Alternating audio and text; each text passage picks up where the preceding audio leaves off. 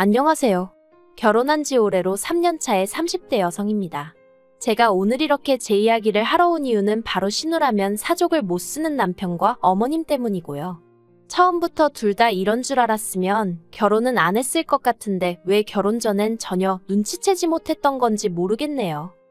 남편하고는 지인의 소개로 만났습니다.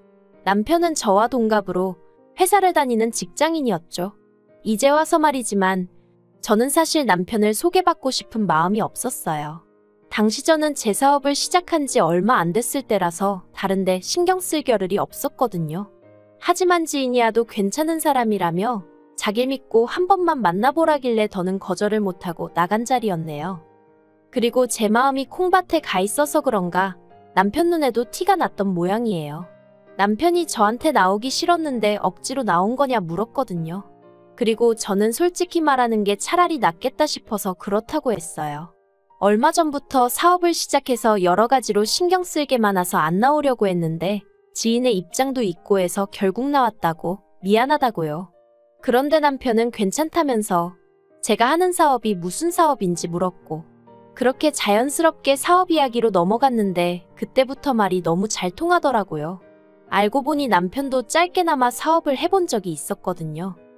이후로 남편은 저에게 이런저런 조언을 해주었고 저는 그 조언들이 얼마나 유용한지와는 관계없이 그저 남편의 마음 씀씀이가 고마웠어요. 그리고 그렇게 저희는 서서히 가까워지다가 소개받은 지 7개월 만에 정식으로 교제를 시작했죠. 비록 소개팅으로 만나긴 했어도 서로 제법 알아가는 시간을 가졌던 덕분인지 사귀는 동안 크게 부딪히는 일도 없었네요. 만난 지 3년. 제 사업이 어느 정도 자리를 잡았을 무렵 남편이 프로포즈를 해와서 부부의 영까지 맺게 되었고요. 사귀는 동안 알게 된 건 남편은 정이 그리운 사람이었습니다. 시부모님 두 분 다 살아계셨고 아래로 여동생도 하나 있었으니 외동인 저보단 나을 거라 생각했는데 그렇지가 않더라고요. 그리고 그 이유가 남편의 여동생 그러니까 신우가 대학교에 입학하자마자 연애를 시작했는데 사귄 지 5주 만인가 애를 가졌다는 거예요. 당연히 양가 모두 난리가 났는데 막말로 남자 쪽에 돈이라도 있었으면 좋았을걸. 실은 저희 시댁도 형편이 그렇게 넉넉하지가 않거든요. 저랑 남편이랑 연애하던 당시 남편이 번 돈의 50% 이상을 시댁의 생활비로 가져다 주던 상황이었으니까요. 아무튼 문제는 심해부 쪽도 형편이 좋지가 않아서 결국 양가에서 둘의 미래를 생각해서 애를 지우라고 했었답니다. 그런데 저희 신우가 어떻게든 낳아서 키우겠다며 급기야 심해부랑 도망을 치고 뭐 난리도 그런 난리가 없었다네요. 도망치는 와중에 그나마 얼마 되지도 않던 어머님 금까지 가져다 팔아먹었다나요. 결국 둘이 그런 쇼까지 해대니 양가에서도 방법이 없다 싶었는지 두 사람의 결혼을 허락하긴 했는데 신우는 배가 불러오니 어쩔 수 없이 학교를 관뒀고 심해부는 심해부대로 학교 다니고 졸업하고 하긴 했는데 또 취직하는 데 인연을 그냥 까먹었답니다. 그리고 그간의 생활비는 양가에서 얼마씩 보태주었는데 그 와중에 애는 또 둘이나 더 낳아서는 저 정말이지 남편이 얘기하는 동안 답답하고 속 터져 죽는 줄 알았다니까요. 아무튼 신우가 사정이 그렇다 보니 언젠가부터 어머님의 관심은 오로지 신우에게만 쏠려 있었고 남편이 다 큰 성인이었다곤 해도 돈을 벌어다 주는 건 남편인데 고생했단 말 한마디 해주는 사람이 없으니 많이 외로웠다고 하더라고요. 그러다 저를 만난 거고 그리고 실제로 저희가 결혼한 이후에도 어머님은 저희 부부에게 큰 관심이 없으셨어요. 정확히 말하자면 저희가 결혼하겠다 했을 때부터 별 관심이 없으셨달까요? 그냥 그래 해라. 둘이 좋아서 한다는데 대신 도와주지는 못하니 알아서 해라. 딱 이 정도의 반응이었죠. 그러나 문제는 어머님이 신우네랑 저희 부부를 대하시는 방식이 달라도 너무 달랐다는 거예요. 저희 부부에게는 바라기만 하시고 신우네는 안쓰러워 죽으려고 하시고 일단 생활비의 경우 남편과 상의 끝에 시댁에 드리는 액수를 조정하게 됐어요. 왜냐하면 결혼 준비를 하면서 보니까 직장 생활을 저만큼이나 오래 한 남편이었는데 모아둔 돈은 제 절반밖에 되질 않았거든요. 그렇다고 하다못해 차가 있는 것도 아니고 옷도 전부 다 학생들이나 입을 법한 브랜드. 그리고 이 과정에서 남편도 뭔가 잘못되었다는 걸 깨달은 눈치였죠. 그래서 제가 내친 김에 남편에게 이제 우리 둘의 미래를 준비해야 하지 않겠냐 하니까 다행히 남편이 제 말 뜻을 알아듣곤 어머님께 앞으로는 매달 30만 원 정도만 드리겠다. 그리고 이참에 미경이한테도 받아 쓰시라 했더라고요. 물론 이 일로 어머님이 노발대발 정말 크게 화를 내셨습니다. 결혼하자마자 가족은 눈에 뵈지도 않냐? 네 마누라가 시켰냐? 그리고 급기야 어머님이 저에게 연락을 하셔서는 그렇게 사람이 인정머리 없이 살면 안 된다며 니들만 잘 먹고 잘 살면 그만이냐고 목소리를 높이시대요. 생활비 문제로 어머님과 한 차례 얼굴을 붉힌 이후로 돈이야 모이기 시작했지만 솔직히 저라고 마음이 편치는 않았어요.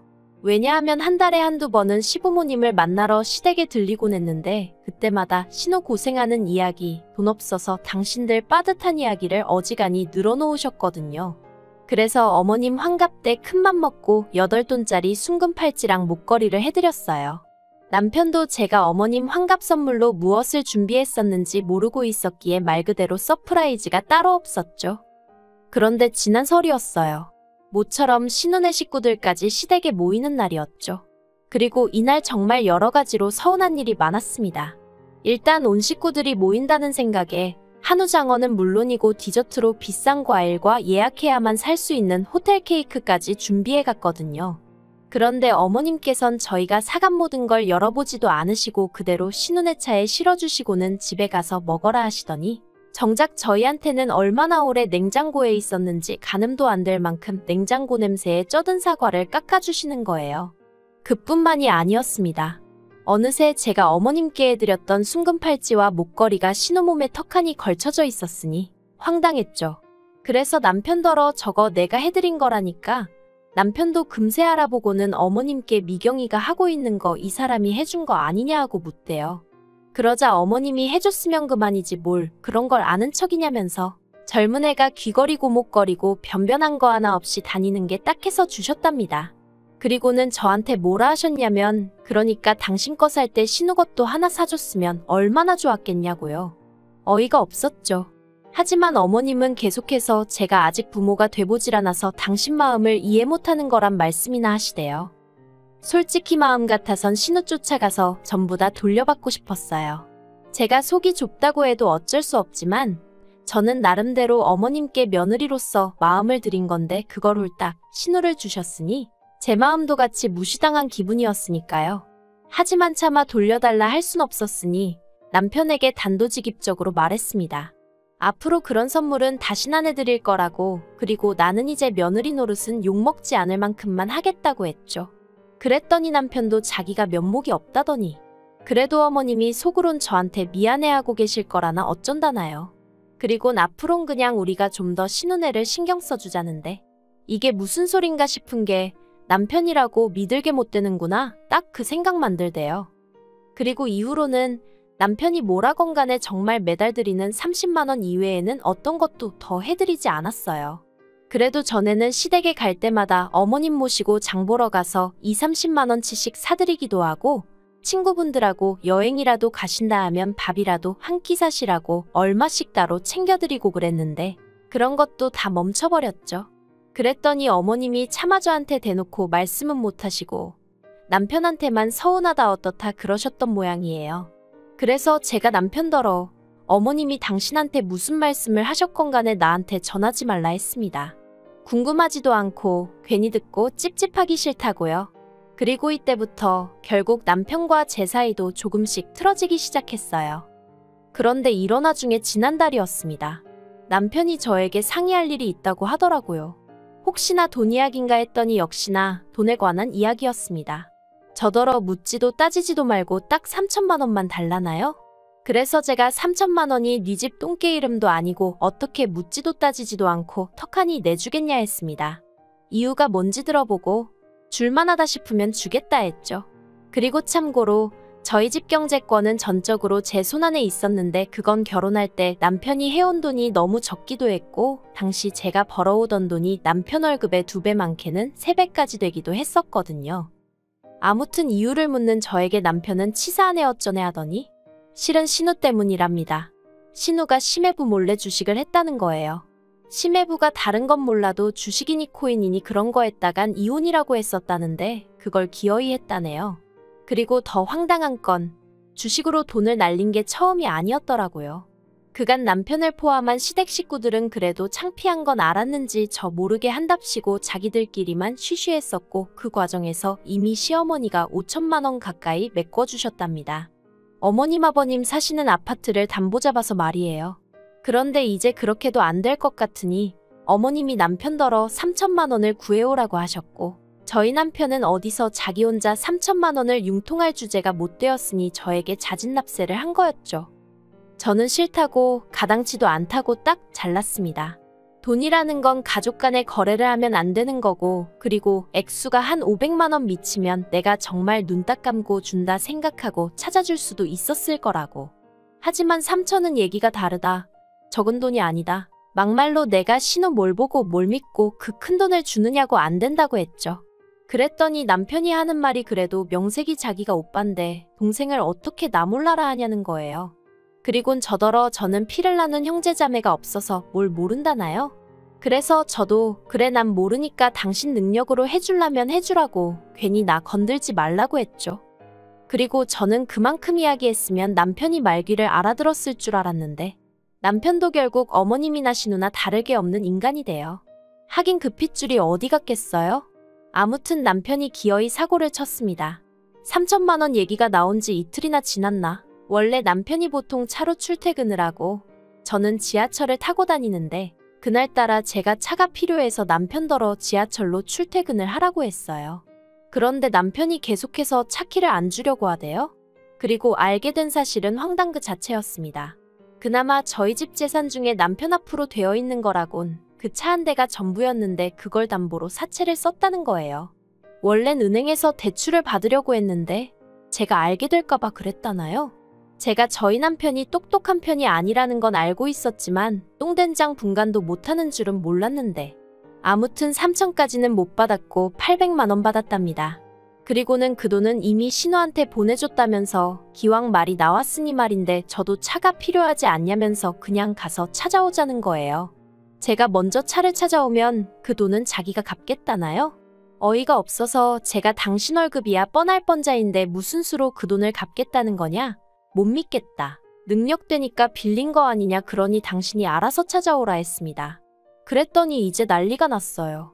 저 때문에 자기가 시부모님 들이던 생활비도 줄였고 어머님이 서운해하실 때마다 제 편도 들어줬는데 이번에 오빠 노릇 좀 한 번 하려는데 그것도 못하게 하지 않았냐며 자기도 체면이란 게 있고 사회적 명망이 어떻고 말 같지도 않아서 헛소리 집어치우라고 했습니다.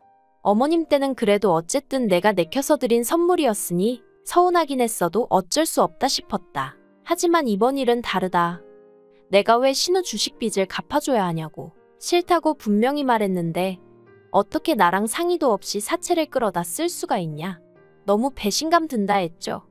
그러자 남편이 한다는 말이 그러면 자기가 이제껏 벌어다준 월급 다 돌려달랍니다. 자기도 그동안 할 말이 없어서 가만히 있던 게 아니라면서 이참에 따질 거 다 따져보고 무슨 0에서부터 다시 시작하자 어쩌자 하는데 기도 안 차는 거예요. 아주 어머님이고 남편이고 제 기분 따위는 안중에도 없고 그저 신우한테 어떻게든 뭐 하나라도 더해줄 생각밖에 없구나 싶은 게 그래서 제가 그래 어차피 따지는 거 아예 주거니 받거니 싹 해서 우리 사이도 정리해버리자 했습니다. 그러자 남편이 그게 무슨 소리냐면서 누가 이혼하자 했냐는데 제가 그랬죠. 상의도 안 해. 니 거 내 거 딱딱 따져 그러면 뭐 이게 남남이지 뭐냐고. 그러니 일단 당신이 내 집에서 나가는 것부터 시작하라고요. 그리고 그때 남편이 어머님한테 어느새 연락을 했던 건지 어머님이 저희 집에 찾아오셨습니다.